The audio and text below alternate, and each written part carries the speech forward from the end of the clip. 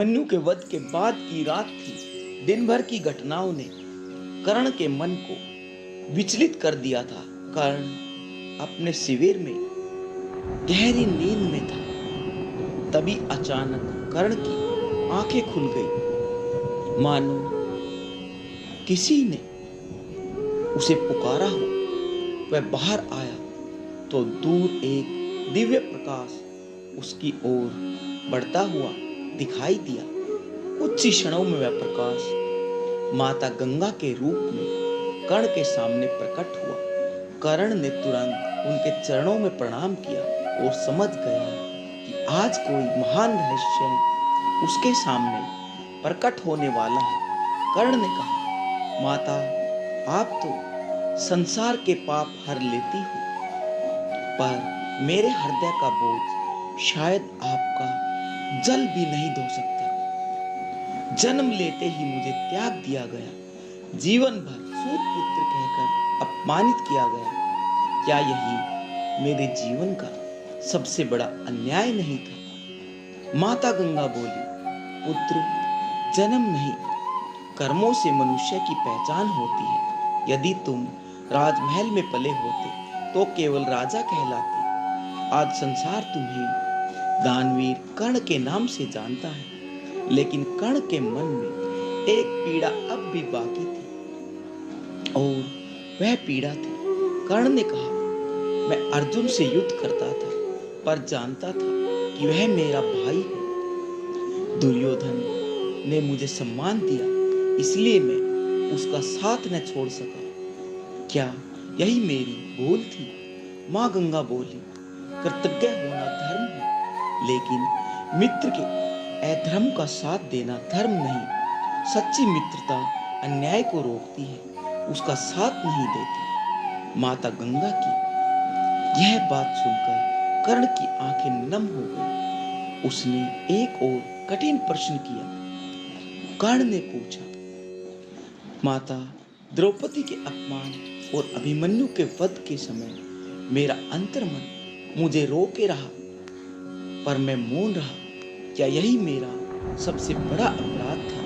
माता गंगा बोली, हाँ पुत्र, जो सत्य जानकर मौन रहता है, उसका विवेक उसे जीवन भर धिक्कारता है। तुम्हारा पश्चाताप ही इसका प्रमाण है।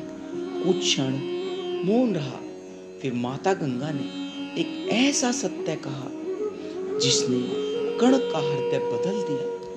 माता गंगा बोली, क्या तुम जानते हो कर्ण, जब इंद्र तुम्हारे कवच कुंडल लेने आए थे, तब सूर्यदेव ने तुम्हें पहले ही सावधान किया था, फिर भी तुमने दान दिया। उसी क्षण देवताओं ने समझ लिया था कि तुम्हें हराया जा सकता है, लेकिन तुम्हारे त्याग को कभी नहीं। कर्ण ने कहा, माता, मैंने जीवन भर अपनी पहचान खोजी, कभी सूत पुत्र, कभी अंगराज, कभी दुर्योधन का मित्र, और अंत में कुंती का पुत्र। मेरी वास्तविक पहचान क्या थी?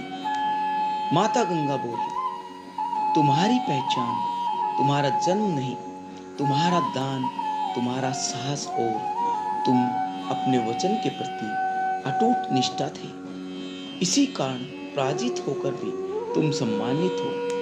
अब कर्ण के मन का बोझ धीरे धीरे समाप्त होने लगा, लेकिन उसकी एक अंतिम इच्छा अभी शेष थी। कर्ण ने कहा, हे माता गंगा, यदि मेरा जीवन त्याग के लिए था तो मेरी एक प्रार्थना है। जब कोई दुखी होकर आपकी शरण में आए, आप उसे मेरे नाम से अवश्य मिले।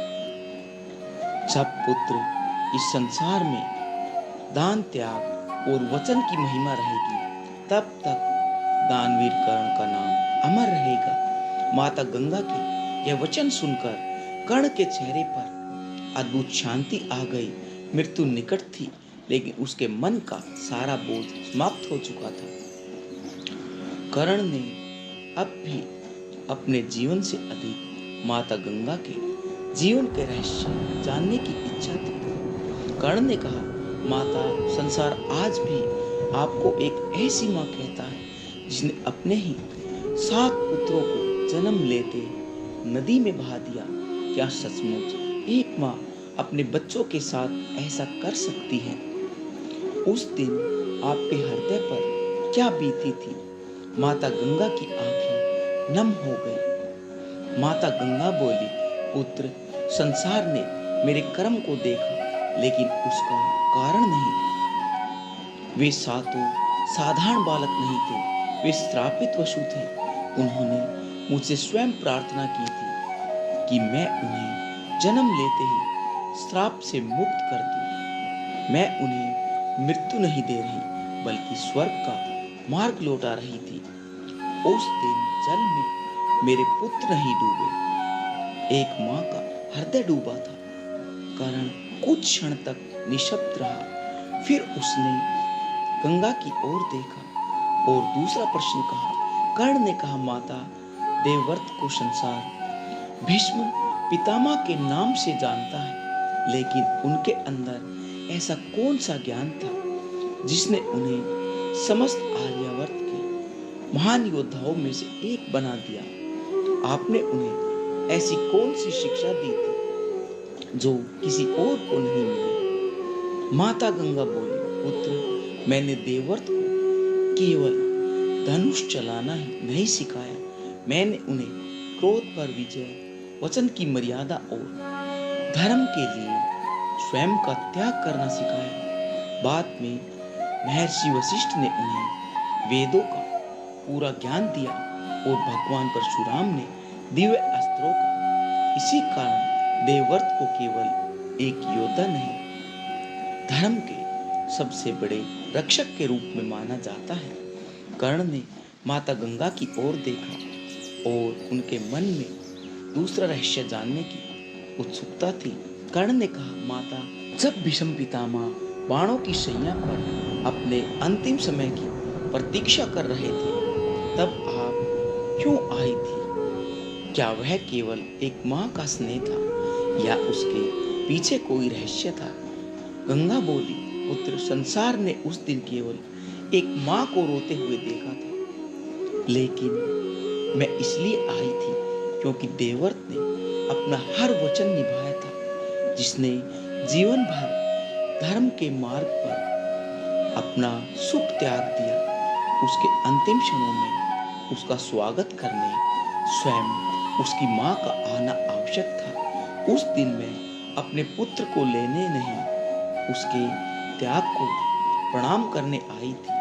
गंगा के शब्द सुनकर कर्ण की आंखें श्रद्धा से भर उठी, लेकिन कर्ण के मन में एक अंतिम प्रश्न शेष था।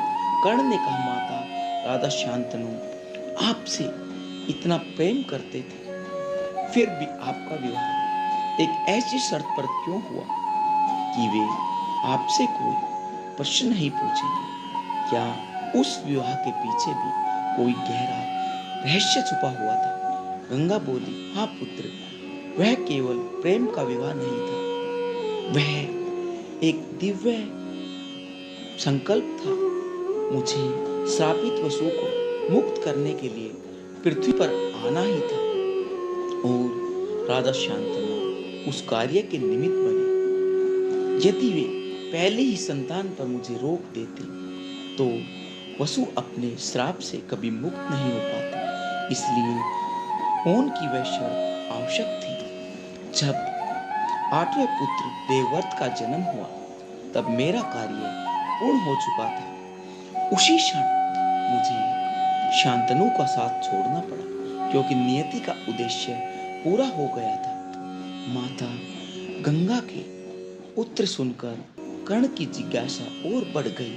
उसने विनम्र होकर कहा, माता, जब भीष्म पितामह ने अपने प्राण त्याग दिए, तब क्या आपने कोई ऐसा रहस्य प्रकट किया था जिसे संसार आज भी नहीं जानता? माता गंगा बोली, हाँ पुत्र, बहुत ही कम लोग जानते हैं कि मैंने देवताओं से कहा था, आज पृथ्वी ने अपना सबसे बड़ा महान रक्षक खो दिया है।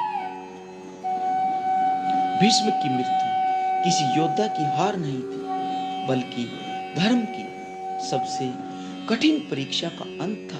मैंने यह भी कहा था, जिसने जीवन भर दूसरों के लिए जिया, उसे मृत्यु भी अपनी इच्छा से प्राप्त हुई। यही उनकी सबसे बड़ी सिद्धि थी।